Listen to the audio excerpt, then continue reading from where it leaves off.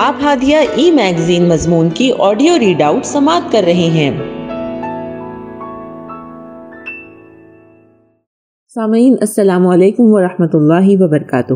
میں نازیہ عمر ہادیہ کے شمارہ اگست 2024 کے مضمون کی آڈیو پروگرام میں آپ کا استقبال کرتی ہوں۔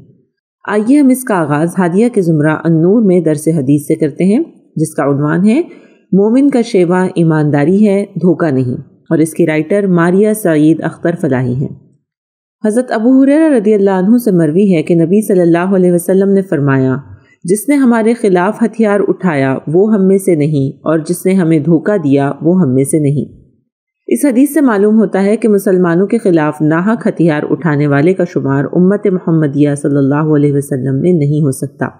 جو ایسا کرے گا وہ مسلمانوں کی جماعت سے نکل جائے گا۔ دھوکہ ایک ایسا قبیح عمل ہے جسے اسلام نے ہر صورت میں ناپسندیدہ قرار دیا ہے۔ کسی بھی چیز کی اصل حالت یا حقیقت کو پوشیدہ رکھنا دھوکہ ہے۔ کسی کے عیب کو چھپانا یا کسی کی خوبی کو بڑھا چڑھا کر بیان کرنا بھی دھوکہ ہے۔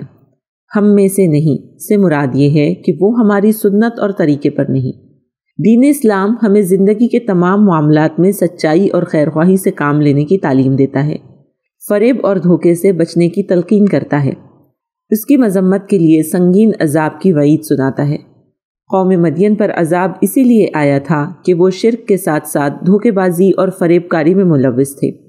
کاروبار میں دھوکہ دہی اور ڈنڈی مارنا ان کا شیوا تھا۔ اللہ نے تو سورہ بقرہ میں اپنی آیات کو چھپانے والوں کے بارے میں بڑی سخت وعید سنائی ہیں۔ ان الذین یکتمون ما انزلنا من البینات والہدی من بعد ما بیناہ للناس فی الکتاب اولئک یلعنہم اللہ ویلعنہم اللاعنون۔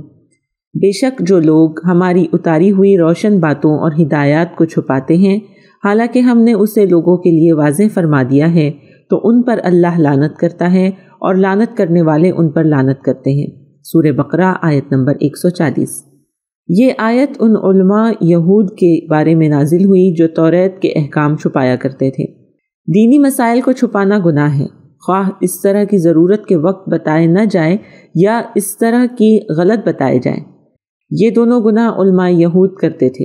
نبی صلی اللہ علیہ وسلم نے فرمایا کہ جس سے علم کی کوئی بات پوچھی گئی جسے وہ جانتا ہے لیکن وہ اسے چھپاتا ہے تو قیامت کے دن اسے آگ کی لگام دی جائے گی۔ ترمذی کتاب العلم 2658۔ نکاح ایک مقدس اور پاکیزہ رشتہ ہے، لیکن نکاح کے معاملات میں بھی دھوکہ دہی سے کام لیا جاتا ہے۔ کئی مرتبہ لڑکے کی آمدنی اور کئی مرتبہ لڑکی کی عمر، تعلیم اور امور خانہ داری کے حوالے سے جھوٹ بولا جاتا ہے اور مبالغہ آمیزی سے کام لیا جاتا ہے، جس کا مقصد فقط وقتی طور پر رشتے کی تکمیل ہوتا ہے، جبکہ بعد ازاں اس دھوکے کے نتیجے میں کئی مرتبہ خاندانوں میں شدید قسم کا بگاڑ ہو جاتا ہے۔ بسا اوقات بات اتنی بڑھ جاتی ہے کہ رشتے کے خاتمے کی نوبت آ جاتی ہے۔ حالانکہ اللہ تعالیٰ کا فرمان ہے وَإِذَا قُلْتُمْ فَعْدِلُوا أَوْ لَوْ كَانَ ذَا قُرْبَى۔ جب بات کرو، فیصلہ کرو، شہادت دو یا حکم دو، بہرحال عدل اور انصاف سے کام لو۔ ایک دوسری جگہ فرمایا یا ایھا الذین آمنوا اتقوا اللہ وقولوا قولا سدیدا، سورۃ الاحزاب آیت نمبر 70۔ اس آیت میں اللہ تعالیٰ ایمان والوں کو تقوی اختیار کرنے، سچی اور حق بات کہنے کا حکم دیتے ہوئے فرماتے ہیں کہ تم اللہ اور اس کے بندوں کے حقوق کی رعایت کرنے میں اللہ سے ڈرتے رہو، سچی، درست، حق اور انصاف کی بات کہا کرو، اپنی زبان اور کلام کی حفاظت کرو، یہ سب بھلائیوں کی اصل ہے۔ اس تصویر کا دوسرا رخ یہ ہے کہ اگر لڑکے یا لڑکی کے والدین ایک دوسرے کی بابت اس کے متعلقین سے کچھ جاننے کی کوشش کرتے ہیں تو لوگ حقیقت کو چھپا دیتے ہیں اور نکاح کے بعد حقیقت حال سے واقف کروانے لگتے ہیں۔ ساتھ ہی یہ جواز بھی پیش کرتے ہیں کہ ہم رشتے ختم کرنے کا گناہ نہیں لینا چاہتے، یا یہ اندیشہ ظاہر کرتے ہیں کہ سچ بول دیا تو ہمارے تعلقات خراب ہو جائیں گے، جبکہ حدیث میں آیا ہے کہ ایک خاتون فاطمہ بنت قیس کو دو صاحبوں نے نکاح کا پیغام دیا، ایک حضرت معاویہ، دوسرے ابو الجہم۔ انہوں نے آ کر حضور صلی اللہ علیہ وسلم سے مشورہ طلب کیا۔ آپ صلی اللہ علیہ وسلم نے فرمایا معاویہ مفلس ہیں اور ابو الجہم بیویوں کو بہت مارتے پیٹتے ہیں، بخاری و مسلم۔ یہاں ایک خاتون کے لیے مستقبل کی زندگی کا مسئلہ درپیش تھا اور حضور صلی اللہ علیہ وسلم سے انہوں نے مشورہ طلب کیا تھا۔ اس حالت میں آپ صلی اللہ علیہ وسلم نے ضروری سمجھا کہ دونوں صاحبوں کی جو کمزوریاں آپ کے علم میں ہیں وہ بتا دیں تفہیم القرآن جلد 5 صفحہ 91۔ کاروبار میں دھوکہ دہی، کم ناپنا، کم تولنا اور ملاوٹ کرنا اس وقت مسلمانوں میں عام ہے، جبکہ کسی کو دھوکے میں ڈال کر حاصل کیا ہوا نفع حرام ہے۔ صحیح بخاری میں حضرت عائشہ رضی اللہ عنہ سے روایت ہے کہ ابو بکر رضی اللہ عنہ کا ایک غلام تھا جو روزانہ انہیں کچھ کمائی دیا کرتا تھا۔ ابو بکر رضی اللہ عنہ اسے اپنی ضرورت میں استعمال کرتے تھے۔ ایک دن وہ غلام کوئی چیز لایا اور ابو بکر رضی اللہ عنہ نے بھی اس میں سے کھا لیا۔ پھر غلام نے کہا کہ آپ کو معلوم ہے یہ کیسی کمائی ہے؟ آپ رضی اللہ عنہ نے دریافت فرمایا کہ کیسی ہے؟ اس نے کہا کہ میں نے زمانے جہالت میں ایک شخص کے لیے کہانت کی تھی، حالانکہ مجھے کہانت نہیں آتی تھی، میں نے اسے صرف دھوکہ دیا تھا، لیکن اتفاق سے وہ مجھے مل گیا اور اس نے اس کی اجرت مجھ کو یہ چیز دے دی تھی۔ ابو بکر رضی اللہ عنہ نے یہ سنتے ہی اپنا ہاتھ منہ میں ڈالا اور پیٹ کی تمام چیزیں قے کر دی۔ صحیح بخاری۔ اسی طرح صحیح مسلم کی حدیث میں ہے کہ رسول اللہ صلی اللہ علیہ وسلم غلہ فروخت کرنے والے کے پاس سے گزرے۔ آپ صلی اللہ علیہ وسلم نے اپنا ہاتھ غلے کے اندر ڈالا تو ہاتھ میں کچھ تری محسوس ہوئی۔ رسول اللہ صلی اللہ علیہ وسلم نے پوچھا کہ یہ تری کیسی ہے؟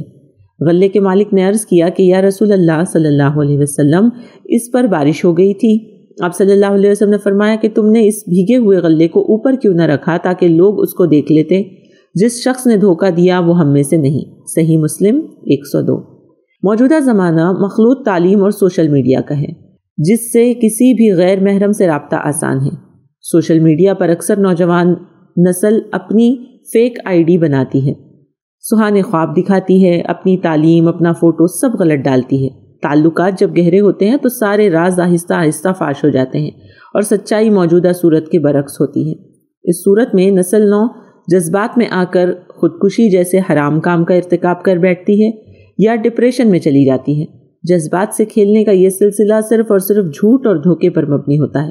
نسل نو کو اس قبیح فعل سے بچانے کے لیے اسلامی احکام و معاشرتی آداب بتانے کی ضرورت ہے۔ اسی طرح وہ لوگ بھی دھوکہ دینے والوں کی فہرست میں آتے ہیں جو متعینہ ڈیوٹی کے اوقات کی پابندی نہیں کرتے۔ ہم نے اپنی خدمت جتنے وقت کے لیے دی ہے اس کی پابندی کرنا انتہائی ضروری ہے۔ بعض سرکاری دفاتر میں تو 12 بجے لیٹ نہیں اور 3 بجے بھیٹ نہیں کا فارمولہ چلتا ہے، اور کچھ جگہوں پر تو غیر حاضر رہ کر بھی دوسرے دن حاضری بنا لینے کا رواج ہے۔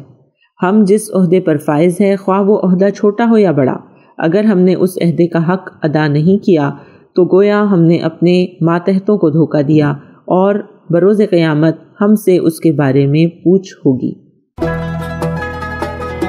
ہادیہ مضمون کی آڈیو سماعت کرنے کے لیے شکریہ۔